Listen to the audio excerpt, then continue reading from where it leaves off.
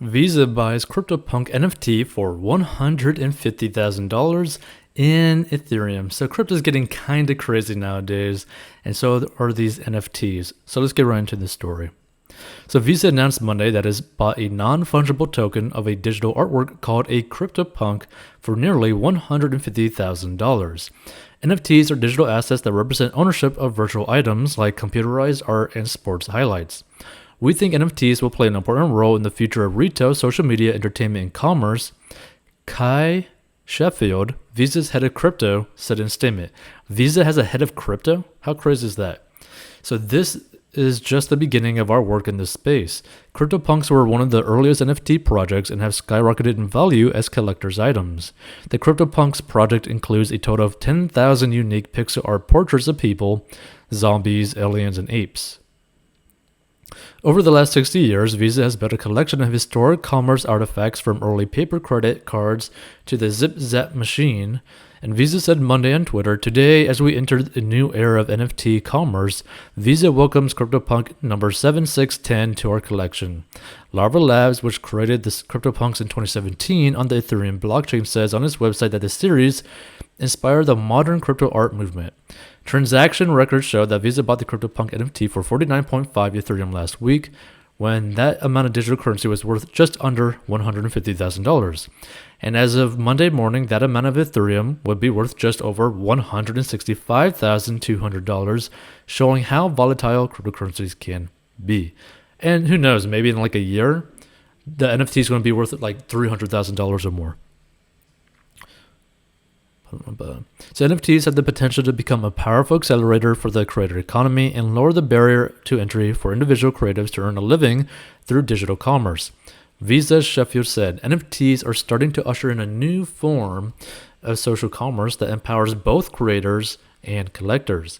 Sheffield noted that the NFTs present new opportunities for musicians, artists, and other creators to connect with fans. He also said there are untapped opportunities for small and medium-sized businesses in the space. The market for NFTs exploded earlier this year with $2.5 billion in sales in the first 6 months of 2021, up from just $13.7 million in the first half of 2020.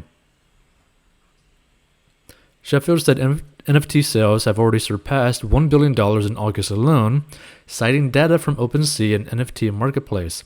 NFTs are one-of-a-kind, verifiable digital assets that grabbed headlines around the world when Sotheby's sold an NFT by the artist Beeple for a whopping $69 million. Celebrities and internet has-beens have jumped on board trying to cash in on the new form of ownership that's fueling billions in transactions.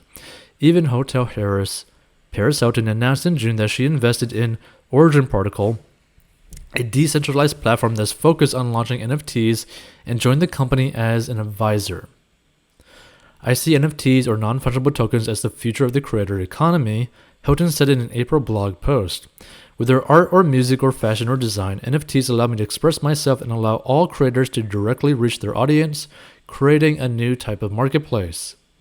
Now, the interesting thing is, I actually like this statement that she made, right? Because basically, this allows someone who isn't part of like a massive organization being able to actually make potentially a living of the creation forever, right? Because many people may not know this, but depending on how you do your NFT, you could actually create your NFT, you could then sell it, and then every time that NFT is sold in the future, you could get a percentage of the sale of that NFT. Meaning, let's say that you were to sell your NFT for $1,000, right? So you get that first, $1,000 from the initial person that ended up buying your thing. And then after that, whatever the purchase price is, you get like 10% or 20% of the actual purchase price, right? Depending on what you set it to, right? So it could get to the point where an NFT might be worth like $100,000. So it gets sold for $100,000. The original creator can make $10,000 off of that. So it's pretty cool when you really think about it. But then also it's kind of like if you've ever bought something that has like papers, right? So like let's say you were to buy like, I don't know, like a Rolex or something, right? And there's like paperwork associated to it verifying where it came from, the history of the watch, all that kind of stuff, right? This is basically the same thing when it comes down to NFTs on the Ethereum blockchain. Because basically you could buy one of these CryptoPunks, right? And it's verifiable that you bought an original CryptoPunk, right? Because it's traced all the way back and that you are the legitimate owner of this CryptoPunk. So it's just a way to help verify things, make no guesses as to who owns it, when did they own it, how much they bought it for, all that kind of stuff, right? It all depends on what is it worth in terms of the marketplace, because the marketplace deems what is something worth, right? So there's some people that are making like millions and millions of dollars off of NFTs when they bought it for like a couple dollars each or even less than that. Some people even got like NFTs for free, right? So just imagine if you were to get something like this for free as like a joke, and it just ends up becoming worth millions and millions of dollars. Like you have no clue, right? And what's even crazier, someone sold an NFT of an invisible, I think, statue, right? So basically the statue did not even exist, right? And this person sold an NFT of a statue that did not actually exist, right? Which is funny. So it also comes down to like, okay, how many people are actually just doing this just for the funds, like the fun and giggles, right? Some people might doing it just for purely for the fun of it, right? And if that's the case, there's nothing wrong with that. That being said, if you are trying to get into like NFTs in like an investment perspective, don't, right? Only put money into NFTs that you can afford to lose, right? Meaning, if you have any amount of debt, do not get involved in NFTs. If you have bills to pay that you need the money for, don't get involved with NFTs, right? If you still haven't invested for retirement, do not get involved with NFTs, right?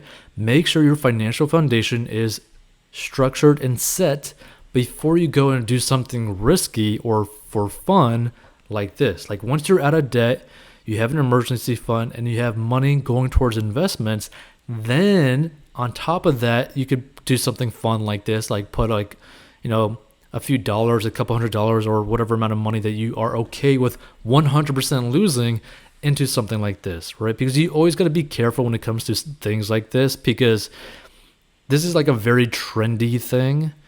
It could potentially make you millions of dollars, or you could potentially just lose every single cent that you own, right? So just be very careful with that.